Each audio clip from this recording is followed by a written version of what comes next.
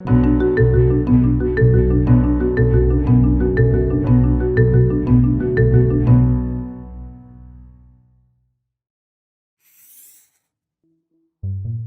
joint 4-day military exercise between China and Russia was held Monday at a People's Liberation Army training base in Ningxia province.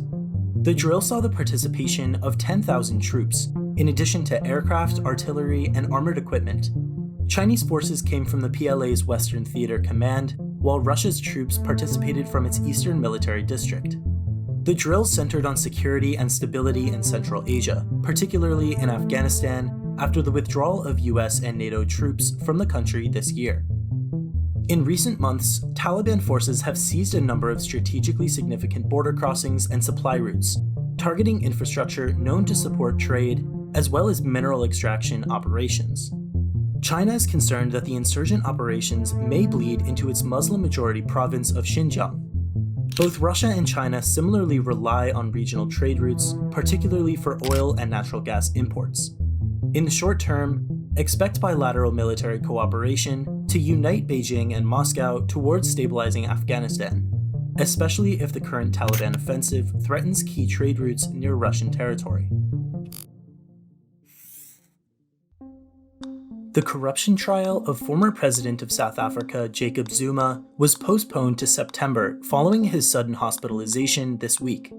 Zuma stands accused of 16 charges of fraud, racketeering, and corruption relating to a $2.5 billion European arms deal he brokered in 1999. The former head of the African National Congress Party, Zuma was arrested in June after failing to appear before a judicial commission investigating the corruption accusations against him. His jailing sparked violent riots throughout the country, leading to the sacking of government officials, including former Defense Minister Nosiviwe Mapisa-Nqula and Health Minister Zweli Mkhize, who defended Zuma and are implicated in his corruption scandal.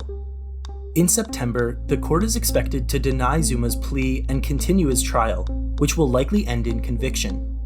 As the trial proceeds, it will provide an important bellwether for South African democracy.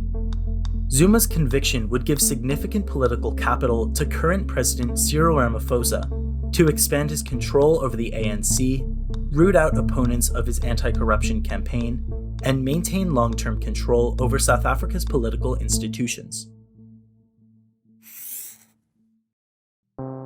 On Tuesday, a United Nations scientific report from the Intergovernmental Panel on Climate Change was released that urged rapid action against the increasingly visible threat of climate change. The report said that humans have irreversibly affected the climate for the next 30 years, prompting the UN Secretary General Antonio Guterres to label it as a code red for humanity.